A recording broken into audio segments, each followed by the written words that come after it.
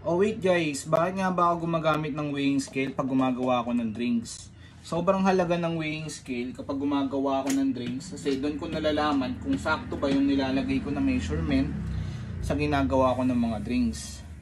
Napakahalaga nito kasi kung gusto mong mabigyan ng consistency or consistent na flavor yung customer mo.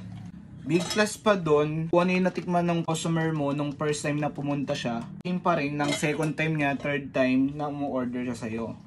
At the same time, kapag meron kang weighing scale, doon mo rin ma-check kung merong problema yung mismong coffee mo. Kung under-extracted ba siya o over-extracted.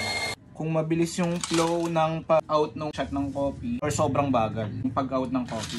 Sa weighing scale ko rin makikita kung tama ba yung grammage ng espresso shot na kinukuha ko. Gamit yung weighing scale, doon ko rin ma-achieve yung pinaka-flavor na hinahabol ko. As you can see sa weighing scale, makikita mo yung grammage niya. So, may guide ka na kung ano yung grammage na hinahabol mo. Kung 1:2, 1:1.5 or 1:1, espresso shot mo or ristretto. Guys, espresso shot. Kaya mga master, sobrang halaga na gumamit ng weighing scale. Bye!